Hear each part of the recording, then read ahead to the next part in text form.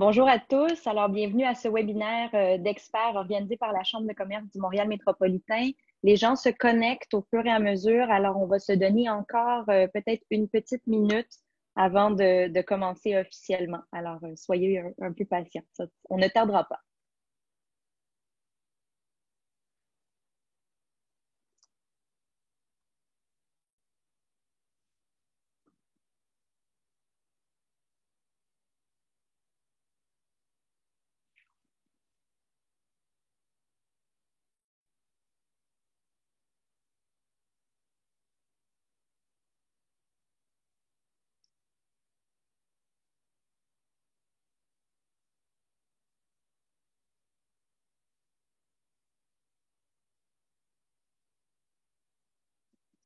Alors, pour ceux qui se connectent au fur et à mesure, on se donne une minute avant de débuter officiellement le webinaire de cet après-midi.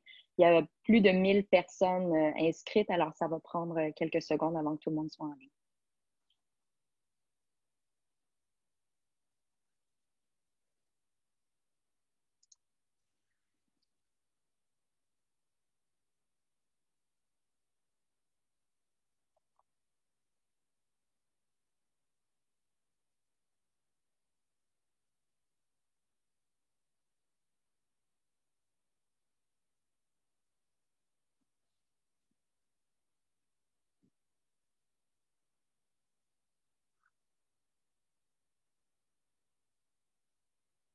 Je vois les chiffres des participants connectés augmenter au fur et à mesure. On se donne encore quelques secondes. On est à près de 500. On en attend encore un autre 500 à peu près.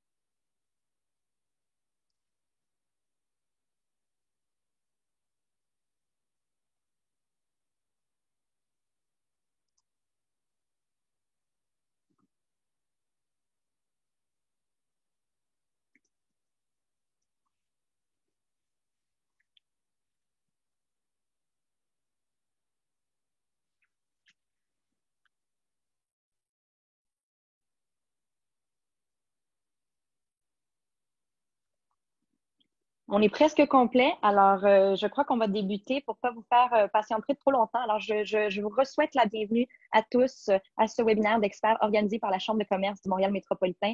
Donc, comme je le disais tout à l'heure, vous êtes plus de 1000 participants inscrits. Merci beaucoup. J'en profite pour remercier Hydro-Québec, qui est le présentateur de l'événement et qui rend possible la réalisation de ce webinaire-ci. Alors, aujourd'hui, on a le plaisir d'accueillir deux professionnels de chez Dentons, Monsieur Philippe Couillard et Maître Christian Letourneau. Alors, l'honorable Philippe Couillard est conseiller principal affaires au bureau de Montréal de Dentons et il va vous présenter la situation actuelle entourant la COVID-19 et expliquer l'évolution de la pandémie d'un point de vue biologique et épidémiologique. Maître Letourneau est quant à lui chef du groupe national droit du travail de Dentons Canada et il va vous présenter les nouvelles réalités potentielles avec lesquelles les employeurs du Québec vont devoir composer au moment de la relance économique en matière de relations de travail. Alors, ils vont chacun faire une présentation, puis elles seront suivies d'une période de questions que j'animerai. Nous vous invitons donc à poser vos questions par écrit à l'aide de la boîte Q&A qui est située en bas de l'écran, de votre écran Zoom, et la boîte chat sert quant à elle à nous envoyer vos commentaires. Les questions auxquelles on n'aurait pas eu le temps de répondre après les présentations vont être envoyées à nos conférenciers qui pourraient et pourront vous répondre directement par écrit. Alors, ces présentations-là vont également être disponibles par la suite et l'intégrale du webinaire vous sera envoyée là, via un lien. Alors, sur ce, et sans plus tarder, j'invite M. Philippe Couillard à débuter sa présentation. Bonne écoute.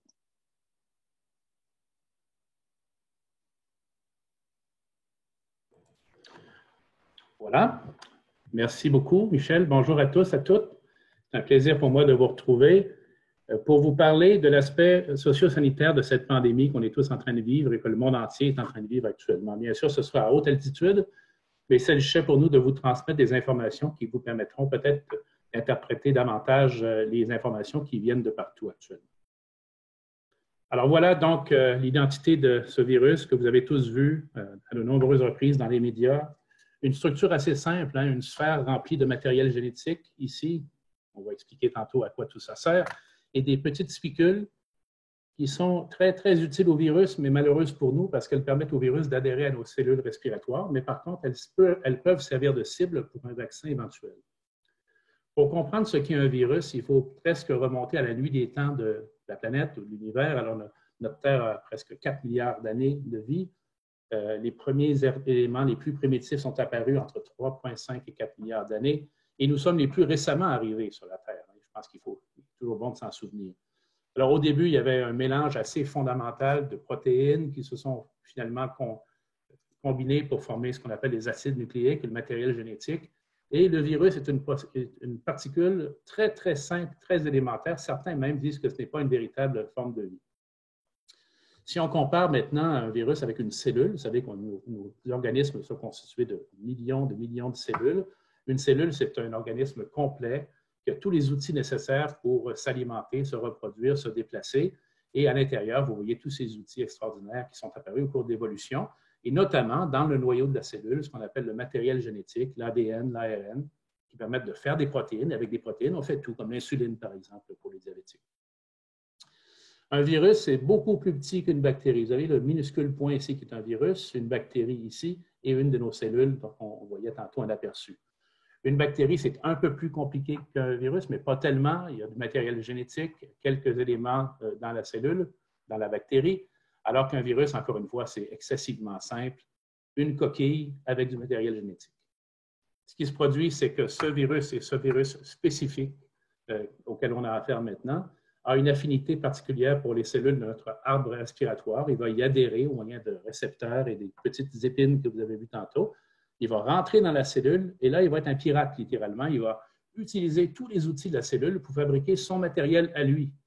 Son matériel à lui qui va permettre de former à l'intérieur même de la cellule une quantité très élevée de nouveaux virus qui vont finalement être expulsés à l'extérieur de la cellule et la cellule qui, par la suite, va mourir. Donc, le virus prend le contrôle littéralement des cellules qui l'envahissent.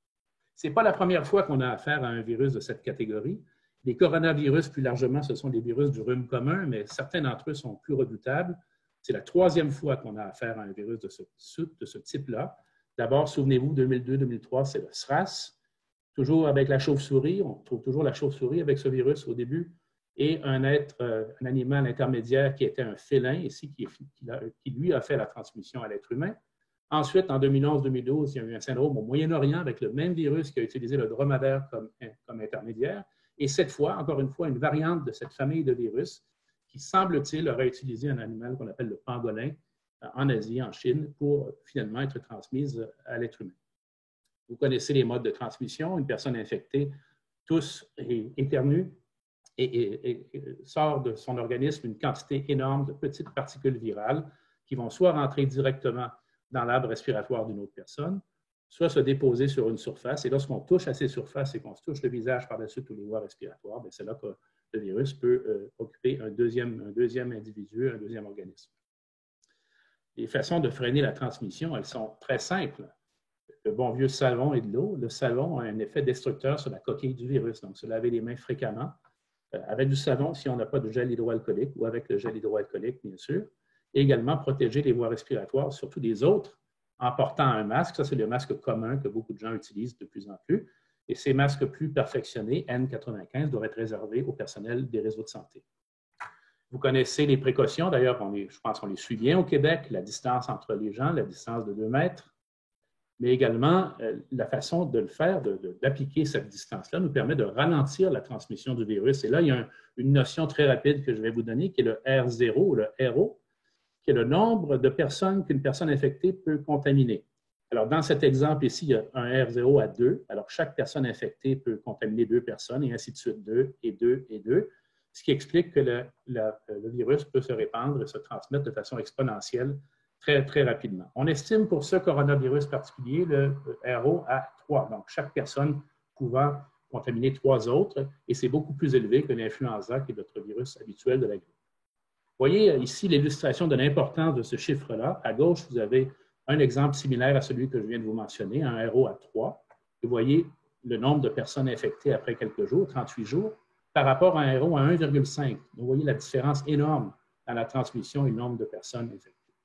La contagion se fait bien sûr pendant les symptômes.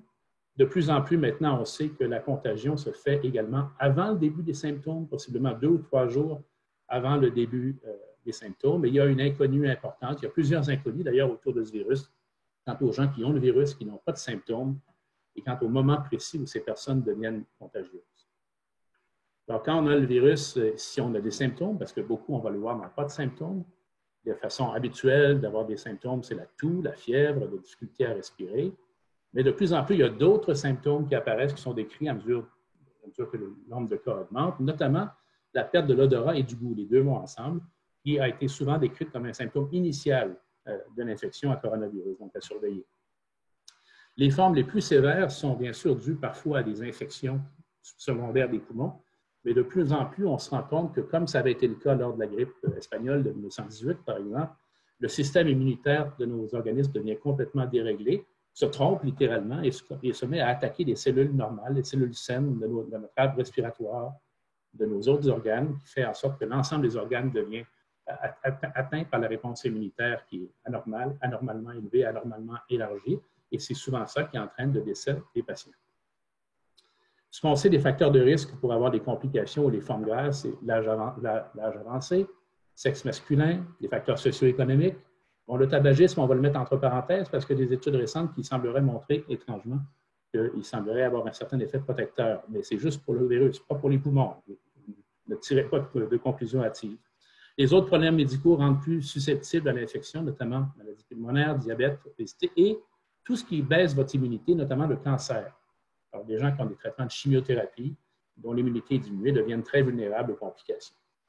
Ce sont ici les chiffres du Québec, de l'Institut national de santé publique. La maladie, ici à gauche, on la voit à tous les âges. Donc, ce n'est pas uniquement une maladie des personnes les plus âgées, mais elle peut survenir à tous les âges. Par contre, les décès sont très largement et très majoritairement notés chez les personnes âgées de plus de 70 ans et particulièrement de plus de 85, même voire 90 ans. On espère tous la survenue d'un vaccin. Ça a déjà été le cas dans d'autres épidémies antérieures. Il y a de nombreux candidats actuellement qui font l'objet d'études, environ 80 candidats qui font l'objet d'études actuellement, mais ce n'est pas simple. Ce n'est pas un commutateur on-off qui fait qu'on va avoir un vaccin de façon certaine parce qu'il faut trouver la bonne présentation pour produire les anticorps. Et il ne faut pas non plus déclencher une réponse immunitaire trop forte. Vous venez de le voir, si la réponse immunitaire est trop forte, on peut causer des complications importantes. Quant aux médicaments, il n'y a pas vraiment de traitement pour le coronavirus. Les médicaments contre les virus, les antiviraux, il y en a très peu parce qu'il y a peu d'outils dans une cellule, dans un organisme viral. Donc, les cibles ne sont pas très élevées. Il y a des risques de toxicité également pour les cellules. Et là, encore une fois, il faut avoir la plus grande prudence et surtout s'abstenir de recommander publiquement des médicaments qui n'ont pas encore fait l'objet d'études. Il y a dans on peut dire, le pipeline de recherche mondiale actuellement de nombreux candidats de vaccins, d'anticorps, d'antiviraux, d'autres médicaments qu'on essaie de réutiliser pour cette infection. Il y a rarement eu un effort de recherche aussi rapide dans l'histoire de la science que ce qu'on voit actuellement. Songez-y, les premiers cas sont arrivés fin décembre, du moins ceux qu'on connaît maintenant, et en janvier, on connaissait déjà la composition du code génétique du virus. Une grande étude de l'OMS actuellement teste plusieurs candidats parmi les antiviraux, dont la fameuse chloroquine, dont beaucoup de gens ont parlé, surtout en Europe. Il n'y a pas actuellement d'effet démontré de ce médicament-là. Et l'autre, qui est le remdesivir, qui pourrait avoir un effet, mais rien de cela n'est démontré. Donc, gardons-nous, on veut tous être optimistes, mais gardons-nous de tirer des conclusions trop précoces. Il y a énormément d'incertitudes dans les données qui entourent le coronavirus. Comme je le dis ici, le diable est dans le dénominateur. Un chiffre brut, ça ne dit pas grand-chose. Il y a tant de malades, il y a tant de décès, mais par rapport à quoi? Par rapport à combien? Alors, quel est le nombre réel de personnes infectées? Quel est le pourcentage de ces personnes qui n'ont aucun symptôme? Quelle est la nature de l'immunité qu'on acquiert lorsqu'on a le virus et combien de temps dure-t-elle? Les gens disent peut-être 2 ou 3 ans, mais personne n'en est certain. Les enfants sont beaucoup moins atteints. On semble comprendre maintenant pourquoi ce serait une question de récepteurs. mais ce n'est pas encore tout à fait précis, mais les enfants sont beaucoup moins atteints que dans d'autres cas d'infection virale. On ne sait pas encore si ce virus va diminuer à l'été. On l'espère tous, bien sûr, mais on n'est pas certain. Et on ne connaît surtout pas le nombre exact des décès dus au virus et leur taux par rapport, ou leur pourcentage par rapport à l'ensemble des décès. C'est comme un immense iceberg dont on ne voit que la pointe, que le sommet. Lorsqu'on vous parle des cas diagnostiqués, lorsqu'on vous parle des malheureux décès, c'est le sommet de l'iceberg. La base de ça, la base de la pyramide des cas, ce sont les cas avec peu de symptômes ou aucun symptôme. Et là, il y a toutes sortes de chiffres qu'on voit sortir parmi les gens infectés par le virus. Combien % n'ont pas de symptômes? Ça va du plus faible, 25 50 même dans un cas, près de 75 Ce qu'on sait, c'est qu'on sous-estime grandement le nombre de personnes qui sont actuellement infectées ou qui ont été infectées par le virus. Pour les décès, j'ai trouvé cette diapo très, très intéressante. C'est une étude italienne qui montre en gris le nombre de décès à la même période l'an dernier. Et les deux couleurs ici à droite, ce sont les décès supplémentaires de l'année en cours. Ceux en rouge plus foncé, ce sont les décès qu'on a étiquetés COVID. Et l'autre, c'est ceux qu'on n'a pas étiquetés, mais qui sont probablement COVID. Alors, regardez l'immense différence entre les décès de l'an dernier, cette première catégorie qu'on a étiquetée et l'autre qu'on n'a pas étiquetée. Donc, on sous-estime également probablement le nombre de décès dus à la COVID. Ce n'est pas la première fois que l'humanité rencontre une pandémie. On en a rencontré plusieurs dans notre histoire. L'actuelle, vous voyez, à l'air petite, elle est dramatique. Songez que c'est la première fois que l'humanité voit se dérouler en direct au jour le jour, une pandémie. On n'a jamais eu ça avant dans les épisodes semblables qu'on a connus dans l'humanité, mais elle est relativement de faible amplitude par rapport à celle qu'on a connue dans le passé. Les bonnes vieilles méthodes de quarantaine, bien avant la quatorzaine, mais c'est celle qu'on utilise, l'éloignement physique, l'éloignement, la distanciation, comme on dit, c'est une forme de quarantaine, c'est pas nouveau, c'est très ancien comme méthode. Ça date du Moyen-Âge et même au Québec, à Grosse-Île, ceux qui sont allés voir, on avait un milieu de quarantaine pour les personnes qui arrivaient notamment d'Irlande. Alors, cette pandémie, elle semble avoir commencé le 31 décembre, mais plus le temps avance, plus on recule le début effectif de la pandémie, en plein milieu de la Chine, avec cet animal ici qui aurait servi d'intermédiaire entre la chauve-souris et l'être humain. Alors, il y a un message qui ressort actuellement de l'OMS et des organisations internationales et de la plupart des universités qui se penchent sur le problème. Il faut tester, tester, tester. Pour connaître la base de cet iceberg que je vous montrais tantôt, il faut tester beaucoup plus. Idéalement, il faut tester des communautés entières, comme des villes. Ça a été fait en Allemagne, par exemple, ou peut-être des milieux spécifiques, comme les milieux qui hébergent des personnes âgées. On aura l'occasion d'y revenir tantôt. Il faut donc tester beaucoup, mais le test en lui-même n'a que peu de valeur. C'est l'utilisation qu'on fait du test qui est important pour surveiller les communautés et retracer les contacts et des personnes infectées. Vous voyez une illustration très simple d'une intervention à grande échelle où on trouve une personne infectée. Cette personne, on la rencontre, on fait une enquête épidémiologique pour trouver chacun des contacts. Et c'est là qu'on utilise peut-être ces nouvelles applications qu'on voit surgir un peu partout et qui soulèvent beaucoup de controverses et de questions légitimes sur la question de la vie privée et de la protection des renseignements personnels. Les capacités de tests varient beaucoup d'un pays à l'autre. Au Québec, on ne fait pas si mauvaise figure que ça. Regardez, on est quand même dans une bonne position. L'Alberta en fait plus que nous et l'Alberta teste davantage de façon uniforme que nous. De plus en plus, ce qu'on voit apparaître, ce sont des recommandations de ne pas tester que les gens qui ont des symptômes, mais tout le monde, et bien sûr, on ne peut pas tester tout le monde dans une population, mais tout le monde dans des milieux spécifiques, comme par exemple les milieux qui hébergent des personnes âgées. Ce qu'on est en train de faire, vous avez entendu notre docteur Arruda dire à nombreuses reprises qu'il faut aplatir la courbe. Ce qu'on fait quand on aplatit la courbe, c'est qu'on l'étend dans le temps. On n'a pas nécessairement beaucoup moins de personnes infectées, mais ça dure plus longtemps. Ça s'étend davantage dans le temps et on évite de surcharger notre système de santé, qui est la limite qui est ici.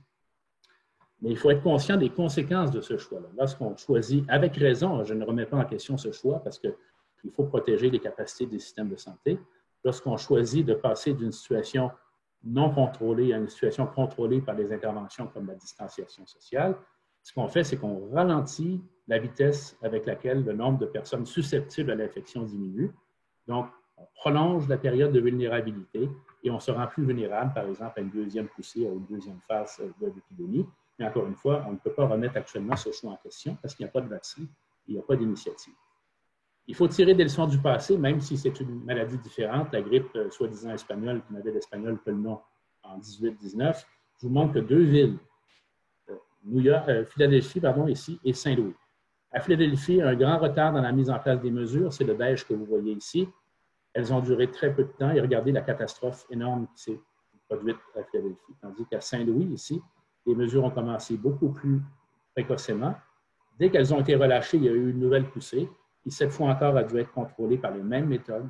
Ils étaient comme nous, ils n'avaient pas de vaccin, ils n'avaient pas de médicaments spécifiques pour la grippe de 1918. Et je pense que c'est une leçon importante à retenir.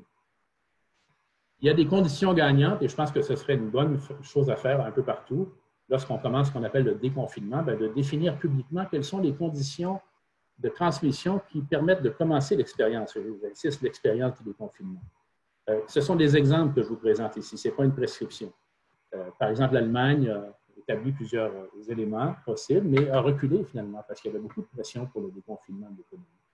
Des cas en déclin depuis 14 jours, un temps de doublement du nombre de cas qui baisse moins de 10 jours, peut-être même moins de 7 jours, être en mesure de retracer, de tester 70 à 90 des contacts, un déclin marqué des cas chez les intervenants de la santé, avoir des endroits de récupération pour isoler les personnes contacts ou les personnes infectées, et bien sûr mesurer l'impact des mesures. Alors, le doublement, le fameux doublement des cas, il est bien illustré dans cette diapo, qui malheureusement est un peu chargée. Ce qu'on voit sur plusieurs endroits, l'Ontario, le Québec, le Canada, la Corée, l'Italie. Vous avez ici un rythme de doublement de 2 jours, de 3 jours, de 7 jours. Alors, au Canada, il n'y a que la Colombie-Britannique et bientôt l'Alberta qui approche d'un temps de doublement supérieur à 7 jours. On n'est pas encore là, mais on doit y arriver, on doit viser ça. Lorsque les conditions sont réunies, il faut s'observer les uns les autres. Tout le monde regarde du coin de l'œil ce que font ses voisins actuellement. L'Allemagne est un cas intéressant. Mme Merkel a établi les conditions que je vous mentionnais tantôt, mais les a modifiées par la suite parce qu'il y a beaucoup de pression des communautés. On le voit chez nous pour rouvrir l'économie. Il est recommandé d'avoir des phases successives bien planifiées d'avance avec des intervalles de 2 semaines qui nous permettent de mesurer l'impact de ce qu'on fait et faire encore plus d'efforts de testing. Je reviens encore là-dessus, je pense que c'est un de mes messages principaux. Un testing généralisé, notamment pour les personnes les plus vulnérables, comme les personnes hébergées en CHSLD ou en France en EHPAD, comme on les appelle là-bas, qu'elles aient ou non des symptômes. Et je pense que de plus en plus, c'est dans cette direction qu'on se dirige. Et il faudra maintenir longtemps la distance physique et l'hygiène respiratoire. On n'est pas encore sorti de l'auberge, comme on dit, mais ça va mieux, mais on n'est pas encore rendu à destination. Parfois, on veut poser le problème de façon un peu simple. Est-ce que c'est l'économie ou la santé? Est-ce que c'est l'économie ou les vies? Ce n'est pas si simple, parce que si vous regardez ce qui détermine la santé d'un individu ou d'une société, le système de soins, c'est l'orange ici, c'est le quart à peu près de l'impact. Le plus gros impact, ce sont les questions socio-économiques. D'ailleurs, ça a été démontré à de nombreuses reprises, une augmentation du taux de chômage provoque une augmentation de certaines maladies cardiovasculaires, suicides, autres maladies liées au stress. Donc, les mesures également ont un impact sur la santé. Ce n'est pas d'un côté, il n'y a pas de mesures sur la santé et de l'autre, il y en a. Il y en a des deux côtés. Il s'agit de faire l'équilibre et de bien mesurer. Quand ça va prendre fin, la fameuse récession, dépression qu'on vit actuellement, on utilise l'alphabet.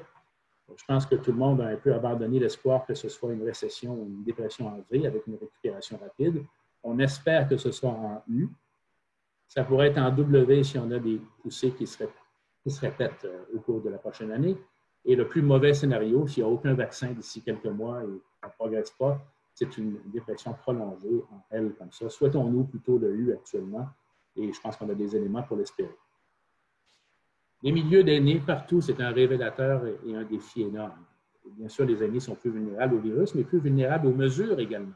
L'isolement chez une personne âgée, ce n'est pas quelque chose qui est favorable pour la santé. Mais là encore, la solution, je le répète, je crois pour la 4e ou 5e fois, tester les résidents, le personnel, les visiteurs, qu'ils aient ou non des symptômes. L'Alberta, d'ailleurs, commence à faire ça dans ces milieux de personnes âgées.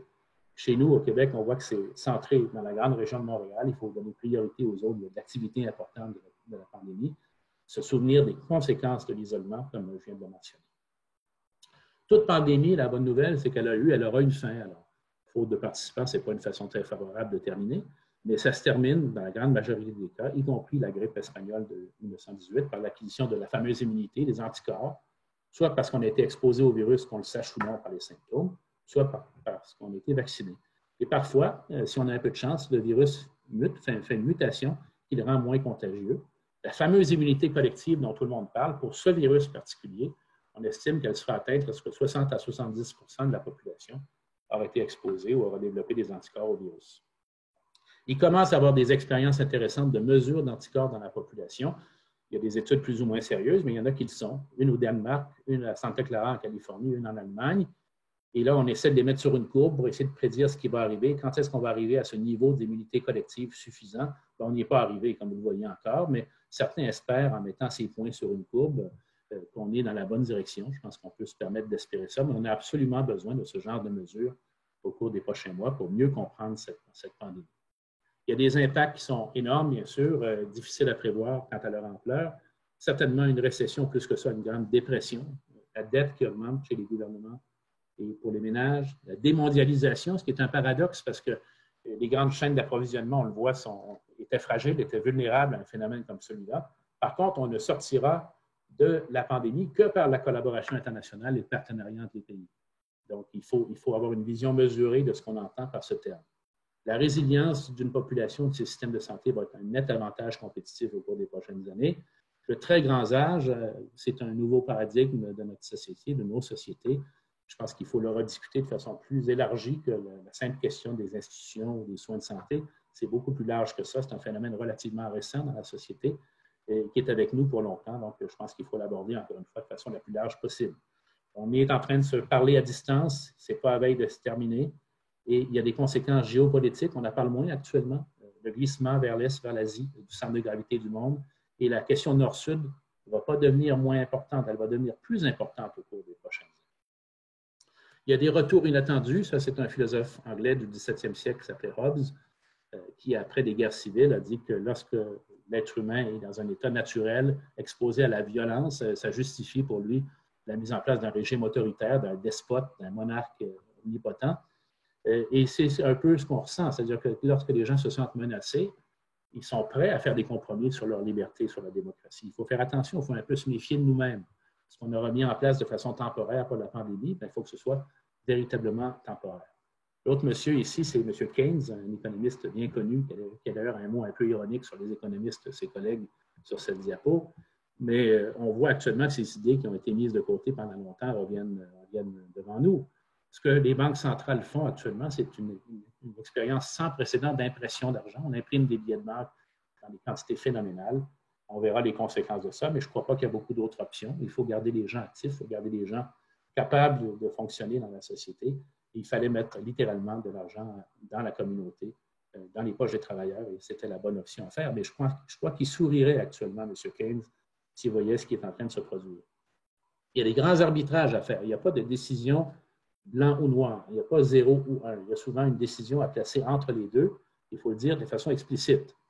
Quelles sont les conséquences des mesures de distance pour l'emploi, bien sûr, mais également l'isolement et l'impact santé, comme j'ai dit tantôt.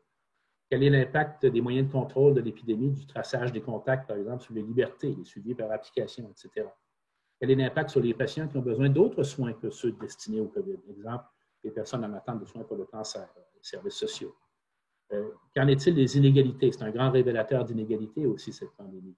Dans l'accès aux technologies de l'information, c'est bien beau de dire qu'on va apprendre à distance maintenant, mais ce n'est pas tout le monde qui a la capacité d'utiliser les technologies et qui nécessairement va se retrouver dans une autre catégorie si maintenant on procède de cette façon-là. Il y a bien sûr la relance économique, l'endettement, la question des finances publiques. Ça passe au second plan avec raison maintenant parce qu'il faut s'occuper de la santé des gens, mais ça va revenir. On aura encore ces décisions. Et on en parle moins maintenant, et je pense qu'il faut en parler un peu quand même. La solidarité internationale, il y a un grand continent, énorme continent, qui n'a pas encore été massivement atteint par le coronavirus, c'est l'Afrique. Qu'arrivera-t-il si et quand ce continent est atteint? Quel État aurons-nous après la crise? J'ai trouvé ces mots de Paul Valéry qui me semblent très justes. Si l'État est trop fort, il nous écrase. S'il est trop faible, nous périssons. Encore une fois, il faut trouver le juste équilibre entre les deux. Les principaux messages, je les résume rapidement avant de terminer. C'est un groupe de virus qui est connu. On a déjà vu ce groupe de virus parmi nous et on le reverra probablement encore une fois. On connaît la sévérité différente, la contagion différente par rapport à la grippe saisonnière ou le SRAS de 2002-2003. Il y a énormément d'inconnus dans les données épidémiologiques. Les prédictions sont donc très incertaines. C'est difficile de donner un caractère moindrement, même presque certain des prédictions actuellement. La question d'une deuxième vague est très possible, surtout si la découverte du vaccin est retardée. Et l'Afrique, encore une fois, doit être au milieu de nos préoccupations. Il faut fortement augmenter notre capacité de tester un plus grand nombre de personnes, notamment et surtout dans les milieux de personnes âgées, et moi, je me permets de dire, avec ou sans symptômes actuellement. Il faut réunir les conditions et les rendre explicites avant un déconfinement graduel. Une deuxième phase est probable, attention encore une fois au reste du monde. Les choix à faire sont très nombreux et c'est plus compliqué que l'économie ou la santé. Oui, notre monde va en sortir transformé et pour longtemps, mais gare aux certitudes. On ne sait pas encore de quelle transformation à quelle transformation on aura droit. Quels sont les messages qui vont rester avec nous? Une prise de conscience des habitats fauniques. Il est clair que la proximité croissante des humains avec les habitats fauniques a eu un impact dans tout ça et va avoir un impact là-dedans. Les questions climatiques, les inégalités, la grande fragilité de nos sociétés. Moi, j'ai été frappé par cette photo de Venise. Ça doit faire réaliser très longtemps, peut-être même des siècles, que les êtres humains n'ont pas vu le fond des canaux de Venise. Il y a un message très, très puissant de la nature, en plus de cette question de la transmission animale, et apprendre à vivre avec l'incertitude et la fragilité. Je termine avec ces mots de Charles Darwin qui nous amènent à nous méfier de nous, à nous méfier de la certitude. Je le cite, « L'ignorance engendre plus facilement la confiance que la connaissance. » Alors, merci de votre attention. Je sais que c'était très rapide. Il y avait beaucoup de terrain à couvrir, mais je pense que c'était utile de le faire. Je suis heureux maintenant de céder la parole à mon collègue Christian Letourneau qui va nous parler des impacts sur les employeurs.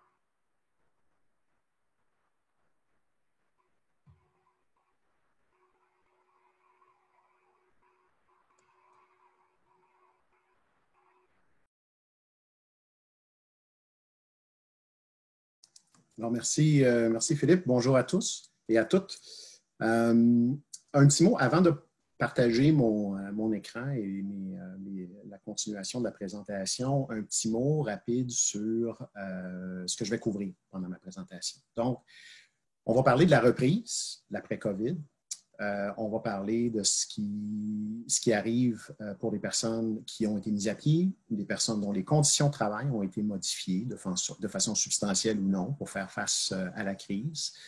On va parler également de la question de savoir si les mises à pied d'employés non syndiqués, je vais insister sur ce bout, puisque pour les employés syndiqués, habituellement, le tout est couvert par des conventions collectives, mais pour les employés non syndiqués, est-ce que des mises à pied temporaires sont légales au Québec? Alors, je vais y arriver un petit peu plus tard dans ma présentation. On va voir que pour le reste du Canada, la réponse à la question, en fait, est claire. Au Québec, c'est pas mal moins clair. Alors, désolé, là, je ne regarderai pas la caméra, je vais aller partager la présentation. Juste un petit mot sur la présentation pendant que je fais l'exercice de le partager. Voilà.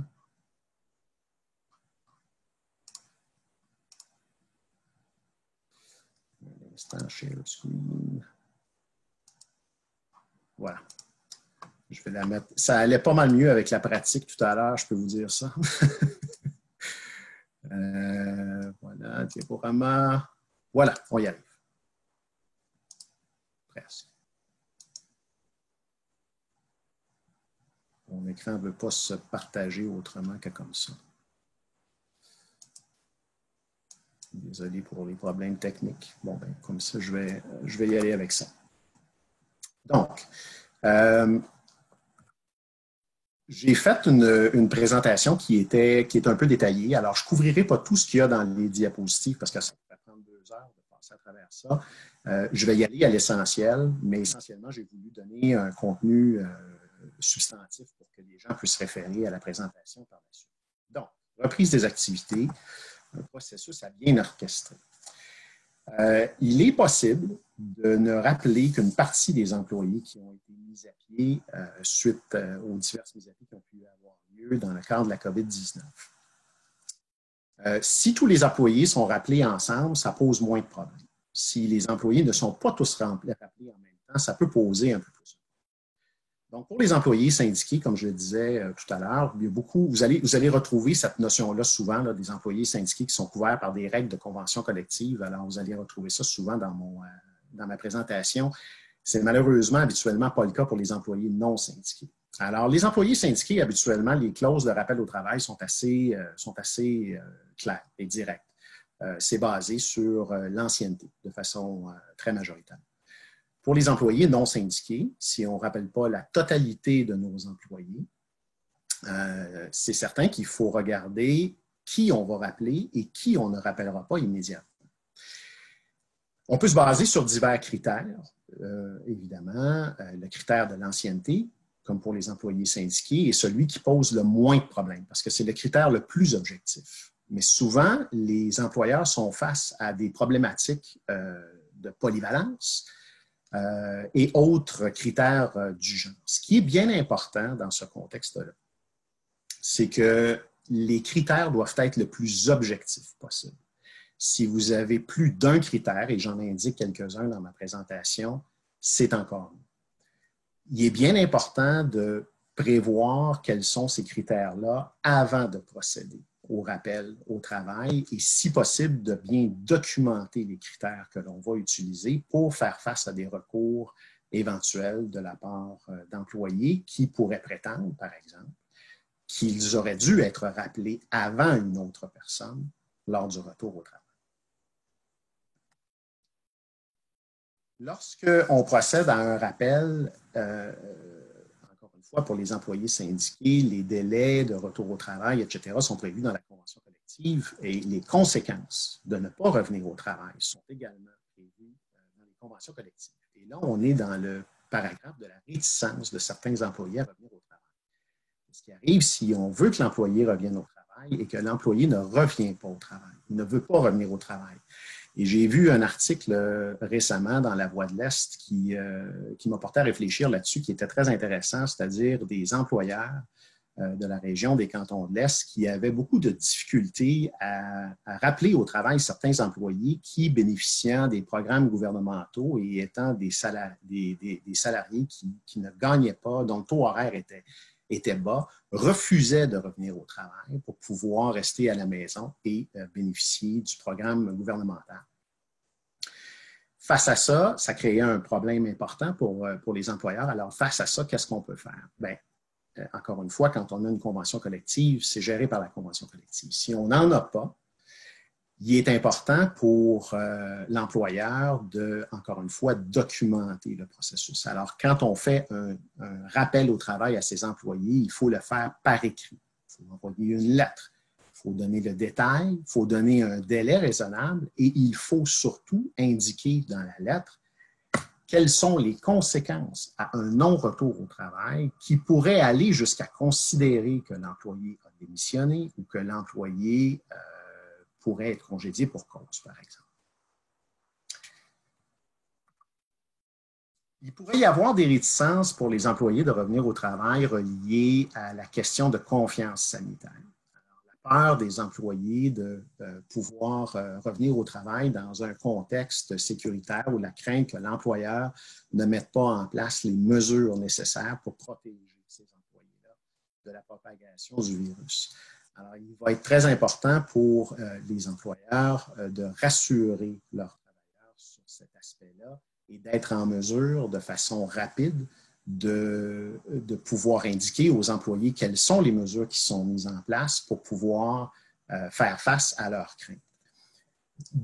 Dans le contexte présent, un peu de frénésie des premières semaines de la COVID-19 et de la cessation des activités, je peux vous dire qu'il y a eu des plaintes à la CNESST de refus de travail qui, à notre connaissance, n'ont pratiquement jamais été accordées ou les inspecteurs qui ont fait des visites n'ont jamais confirmé le refus de travail. Ceci étant dit, on s'attend à ce que plus le temps avance, plus ce genre de retenue de la part de la CNESST change et que les interventions deviennent un peu plus fréquentes et aillent un peu moins dans le sens de constater que la confiance sanitaire existe et que les bonnes mesures sont en place. Alors, il va être important de pouvoir bien indiquer aux employés les mesures qui sont en place pour les intéresser à revenir au travail. Maintenant, les employés qui demeurent en mise-à-pied. Alors, encore une fois, en milieu syndiqué, la réponse est dans la convention collective. Y a-t-il un délai maximal pour des employés non syndiqués pour demeurer en mise-à-pied? Alors, vous savez, vous connaissez que le fameux délai dans la loi sur les normes du travail travail de 6 mois, à partir duquel, si on est en mise à pied temporaire, l'employeur doit payer le préavis qui est prévu à la loi sur les normes du travail. Il y a le courant majoritaire des auteurs et des tribunaux est à l'effet que si une mise à pied de nature temporaire se rend à 6 mois ou dépasse 6 mois, cette mise à pied peut être interprétée comme étant devenue permanente. Et ça a un impact extrêmement important sur les employeurs financiers surtout. Quand on atteint le 6 mois de la loi sur les normes du travail, le droit à l'employé de recevoir un préavis de départ ou un préavis de mise à pied, est de 1 à 8 semaines selon la durée de service continu auprès de l'employeur. Si un tribunal ou autre tribunal administratif arrive à la conclusion que la mise à pied a duré trop longtemps et qu'en fin de compte, on n'est plus dans un cas de mise à pied temporaire, mais de cessation permanente d'emploi, à ce moment-là, c'est les dispositions du Code civil du Québec qui vont s'appliquer pour les employés non syndiqués. Pour les employés syndiqués, ce sera la convention collective.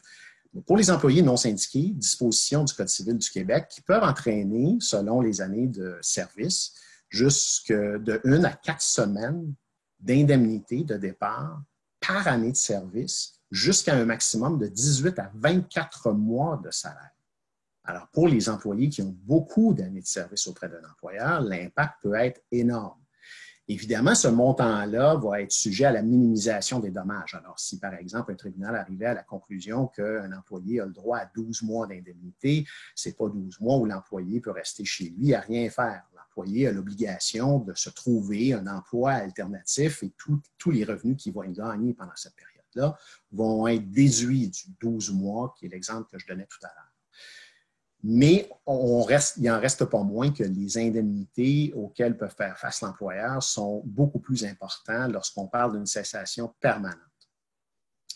Donc, il est très important de voir, avoir un point de rupture, là, à quel moment pour des employés qui demeurent en mise à pied, à quel moment une mise à pied temporaire deviendrait permanente. L'autre chose à laquelle il faut être bien au fait, c'est les dispositions sur le licenciement collectif. Ces dispositions sur le licenciement collectif, elles sont contenues à la loi sur les normes du travail et ne s'appliquent pas pendant une mise à pied temporaire de 6 mois, un peu comme pour les préavis individuels dont on parlait tout à l'heure, d'1 à 8 semaines selon les années de service qui sont prévues à la loi sur les normes du travail. Le licenciement collectif, quant à lui, donc après 6 mois, prévoit, encore une fois, des indemnités ou des préavis, des indemnités de préavis beaucoup plus importants que les préavis individuels des normes du travail. Alors, plutôt que de 1 à 8 semaines, on parle ici de 8 à 16 semaines, dépendant du nombre d'employés qui a fait l'objet du licenciement collectif. Donc, quand on arrive autour du 6 mois de la mise à pied initiale, il est important de voir combien d'employés restent en mise à pied, puisque 10 employés ou plus à ce moment-là qui restent en mise à pied passé la période de 6 mois va déclencher les obligations de licenciement collectif.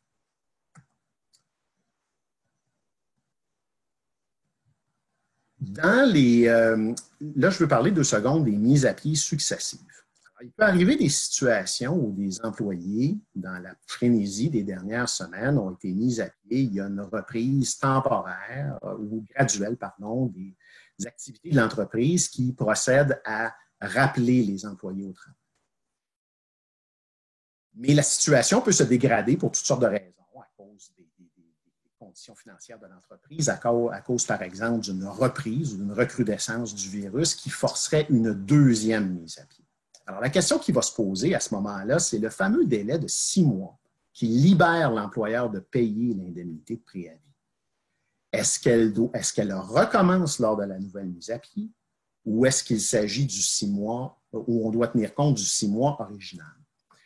Alors, dans les autres provinces canadiennes, c'est ce que j'indique sur ma diapositive, il y a des maximums quant au nombre de semaines de mise à pied dans une certaine période qui est indiquée dans la plupart des autres provinces canadiennes. Au Québec, la loi sur les normes du travail est silencieuse là-dessus. Donc, en principe, les mises à pied consécutives ne sont pas interdites. Ceci étant dit, il ne faut pas que ça soit vu comme étant une façon de tenter d'éluder la loi. Alors, ce qu'on voit à l'occasion des employeurs tenter de faire, c'est de rappeler des travailleurs au travail avant l'expiration de la période de 6 mois, pendant une courte période de temps, pour ensuite les remettre à pied pour tenter de faire repartir une nouvelle fois la période de 6 mois.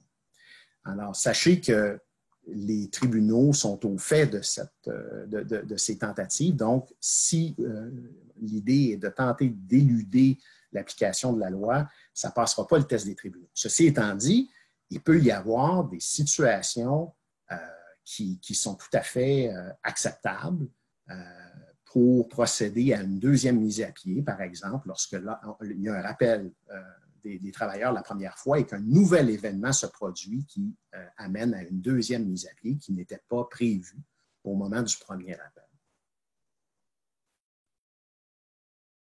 Bon, les conséquences possibles de ne pas bien planifier la reprise des activités, surtout au niveau des rappels des employés mis à pied non syndiqués.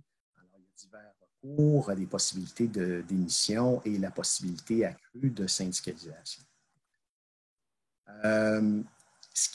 J'attire votre attention sur la dernière partie de cette diapositive. Ce qui est important de retenir dans la reprise des activités au niveau de la gestion de la main-d'œuvre, c'est que lorsqu'on rappelle les employés au travail ou, par exemple, qu'on décide de ramener des conditions de travail qui auraient été réduites à quelque chose qui avait cours avant la période COVID-19 pour certains employés et pas d'autres employés.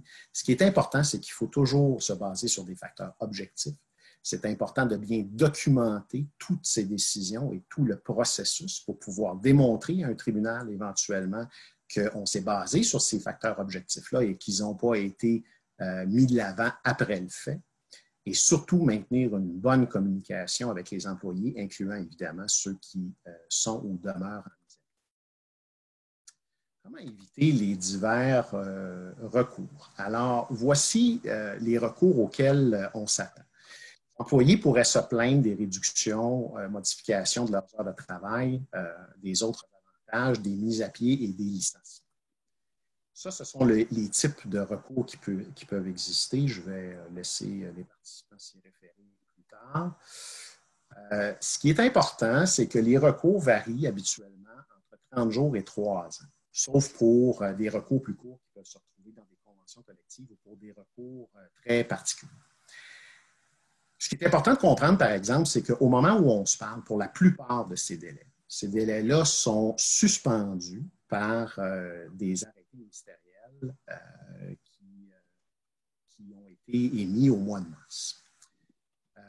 Je ne rentrerai pas dans les détails. Il y a certains de ces délais plus administratifs où ce n'est pas clair là, si la suspension est légale ou non, mais ça pourrait faire l'objet d'une conférence en soi. Là. Mais on va prendre pour acquis pour les fins de ma conférence que la plupart de ces délais-là sont suspendus. Bien, à un moment donné, ces délais-là ne seront plus suspendus. Ils vont recommencer à courir et on anticipe qu'une fois le choc de la frénésie des dernières semaines passées, les employés vont commencer à réfléchir un peu plus à comment ils ont été traités pendant cette période-là et si ça peut donner ou non lieu à des recours. Et potentiellement, on pourrait avoir une recrudescence assez importante de recours. Je regarde là, je vais me dépêcher pour laisser le temps aux questions. Bon, j'arrive à la question que je posais au départ. Est-ce qu'une mise à pied temporaire peut constituer un congédiement déguisé? Juste un petit mot rapide. Le congédiement déguisé, c'est une notion où un employé dont on change unilatéralement les conditions de travail, donc l'employeur change unilatéralement les conditions de travail, peut prétendre, rendu à un certain point de rupture, si ces changements-là ont été significatifs, même s'il n'y a pas eu de congédiement officiel, qu'il a fait l'objet d'un congédiement déguisé. Donc, à toute fin pratique, les changements sont tellement importants que ça devient l'équivalent d'un congédiement. Ce qui est important à retenir, c'est que dans la plupart des autres provinces canadiennes, et ça a fait l'objet des journaux en première page, par exemple en Ontario, c'est qu'on a procédé à beaucoup de mises à pied et la plupart des journalistes se sont mis à dire on fait beaucoup de mises à pied, 2 points, attention, c'est illégal. Alors, dans la plupart des autres provinces canadiennes, la mise à pied temporaire d'employés non syndiqués est illégale. Au Québec, la situation est vraiment pas aussi claire. En fait, on pensait qu'elle était claire avec un arrêt de la Cour d'appel de 2016 qui a essentiellement déterminé que la mise à pied temporaire d'un employé non syndiqué faisait partie des conditions inhérentes du déroulement économique auquel est soumise une entreprise et que cette mise à pied temporaire-là est permise. On pensait le débat réglé en 2016.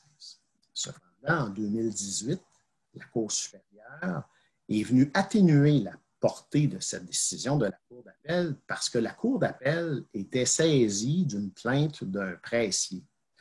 Et ce que la Cour supérieure vient dire, qu'elle était saisie d'un recours d'employés professionnels, ce que la Cour supérieure vient dire, c'est pour un pressier, comme dans la décision de la Cour d'appel,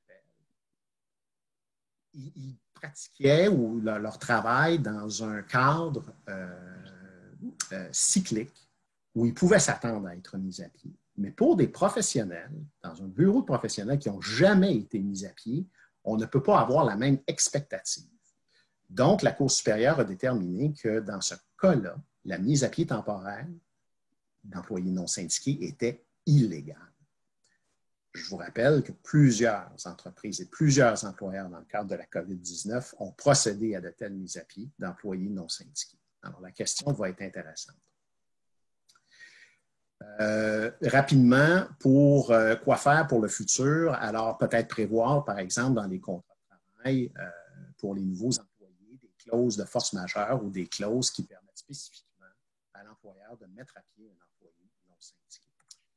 Pour le reste, j'allais parler du télétravail juste pour vous dire que ça va être une réalité à laquelle vous devrez faire face.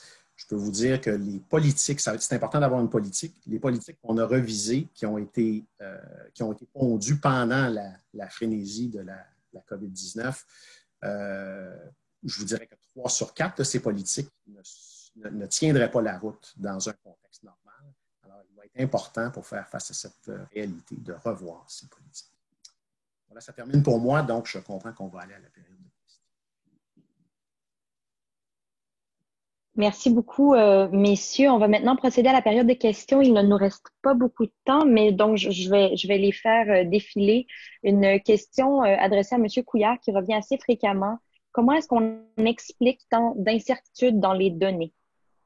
Alors, c'est très difficile à comprendre dans notre monde technologique, scientifique, où on a l'impression qu'on connaît presque tout, de voir combien il y a d'incertitudes dans ce phénomène-là. Et c'est compréhensible si vous vous souvenez de la diapo qui montre la pyramide ou l'immense iceberg dont on ne connaît que la pointe.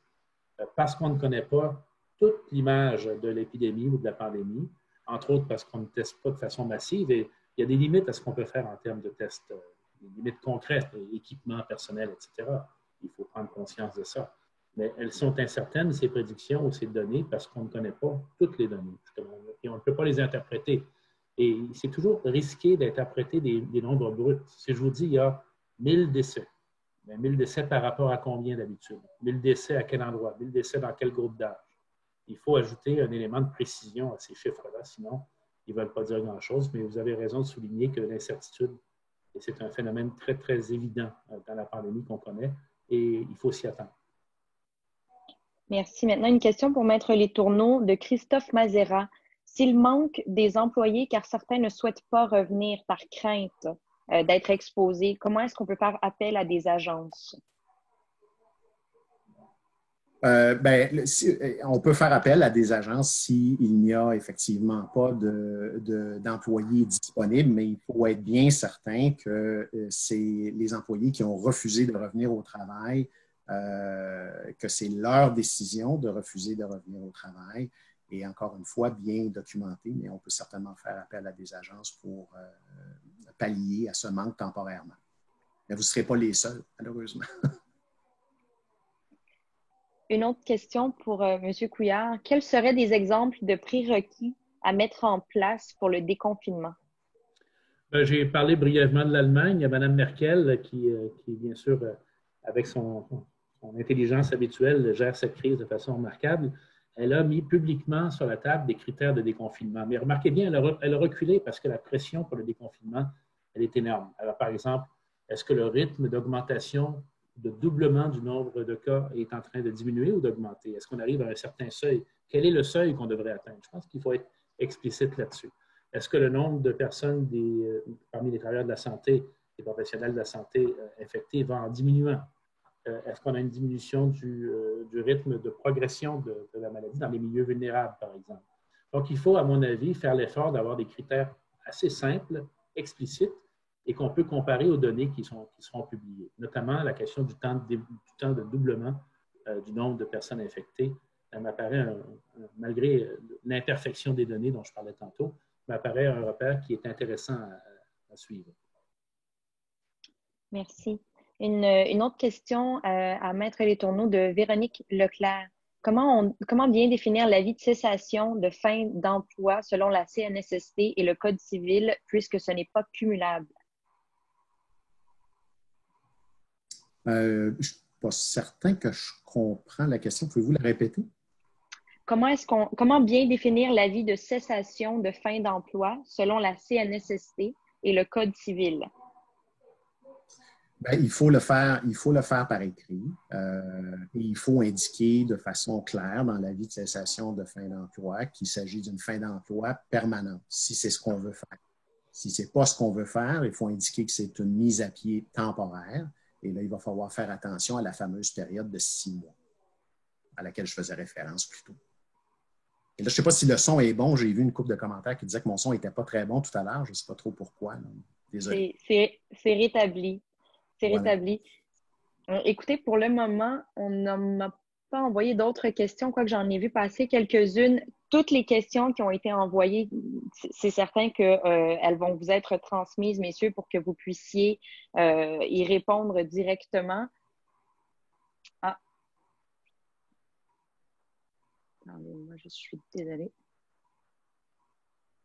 Non, c'est ça. On me dit que c'est la fin. Alors, je vais devoir mettre fin à ce webinaire. Merci à tous les participants. C'est malheureusement tout le temps qu'on avait. Alors, j'aimerais vous remercier, messieurs, Monsieur Couillard, Maître Letourneau, pour vos présentations, ainsi qu'Hydro-Québec, le présentateur de l'événement. On a prévu un court sondage. Alors, quand vous vous déconnecterez, on vous invite à prendre 2 minutes pour y répondre. C'est très rapide. N'oubliez pas que vous pouvez poser aussi là, en tout temps vos questions à notre escouade d'experts sur le site de la Chambre de commerce. Et j'espère qu'on vous retrouve dès demain à 10 h pour le webinaire avec BDC, EDC et Desjardins sur les mesures fédérales d'accès au crédit pour les entreprises. Alors, merci beaucoup. Bonne journée à tous et n'oubliez pas de nous envoyer les questions auxquelles on n'aura pas pu répondre. Merci beaucoup. Au revoir. Restez en santé, tout le monde.